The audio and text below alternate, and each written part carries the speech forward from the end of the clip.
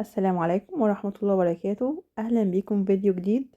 بالنسبة لي أحلى حاجة في العيد القراقيش على الفطار، بتاكليها مع كوباية شاي بلبن، بجد حاجة كده في منتهى اللذاذة. هعمل معاكم القراقيش أو المنين السادة بمقادير مظبوطة جدا، هتطلع معاكي مقرمشة من بره وهشة جدا من جوه. فيلا بينا نشوف الطريقة، توكلنا على الله. في كوباية كبيرة أو بولة نزلت بكوباية ونص من المية الدافية، هنزل عليهم بمعلقة كبيرة ونص من الخميرة الفورية، 4 معالق كبيرة من السكر. هتقلبي الخليط ده مع بعضه كويس جدا، هتغطيه وتسيبيه لحد ما الخميرة تتفاعل. في الوقت ده هنحضر المواد الجافة. في بولة نزلت بكيلو من الدقيق، والدقيق اللي انا استخدمته دقيق عادي خالص متعدد الاستخدامات.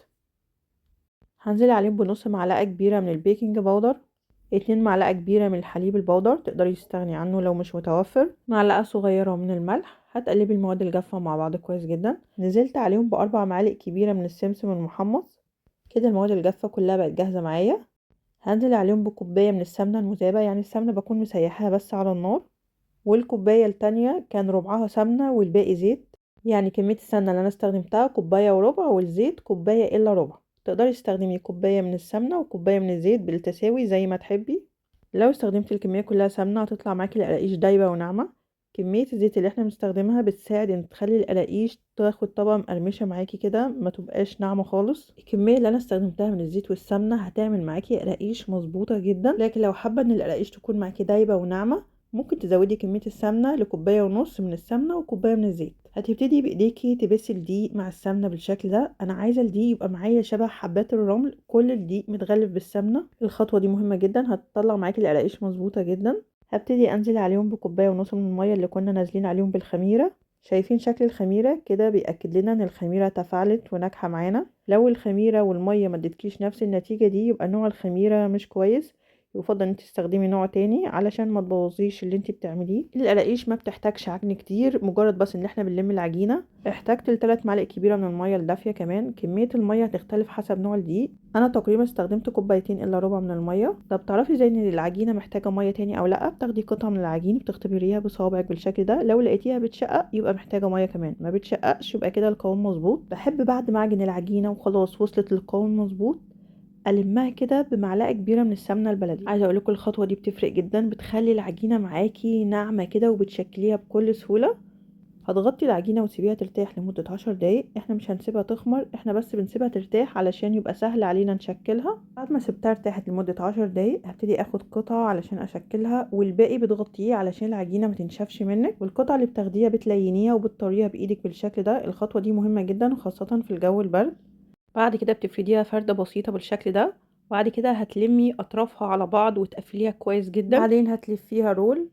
الخطوات دي كلها بتساعد ان القراقيش او المنين يطلع سطحها ناعم معاكي، ويكون شكلها من فوق ومن تحت سوا واحد.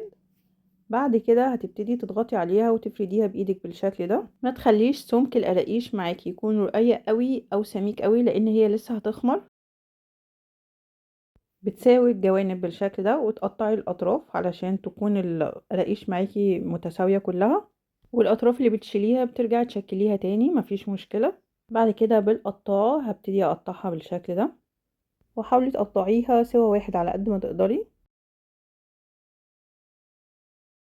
هترصيهم في صينية مش مدهونة اي حاجة، وسيبي مسافة بينهم لان القراقيش لسه هتخمر. شايفين السمك؟ هو ده السمك المظبوط، بيطلع معاكي قراقيش حجمها كويس جدا. هتعملي الكمية كلها بنفس الطريقة، خطوات سهلة وبسيطة مش هتاخد معاكي وقت خالص. والصينية اللي بتخلصيها بتغطيها وتسيبيها تخمر في مكان دافي مش اقل من ساعة، وفي الشتاء ممكن تاخد معاكي ساعة ونص. علشان القراقيش تطلع هشة معاكي لازم تسيبيها تخمر وقت كافي. شايفين شكلها بعد ما خمرت؟ عايزة اقول لكم الريحة من قبل التسوية ريحة حلوة قوي. بالنسبة للتسوية في فرن ساخن مسبقا على درجة حرارة 180، بتاخد تقريبا معاكي من 25 دقيقة ل30 دقيقة. وبتفتحي عليها الشواية في الآخر خالص علشان تاخد اللون ده من فوق. القراقيش لازم تاخد وقتها في التسوية علشان تطلع مستوية من جوه. القراقيش طالعة مظبوطة جدا، واخدة طبقة مقرمشة من بره ومن جوه طرية وهشة. سامعين الصوت؟ لازم تجربوا القراقيش بالطريقة دي، المقادير مظبوطة جدا، هتطلع معاكوا قراقيش هشة جدا. اللون واحد من فوق ومن تحت. القراقيش تسويتها مظبوطة جدا. سامعين الصوت تاني؟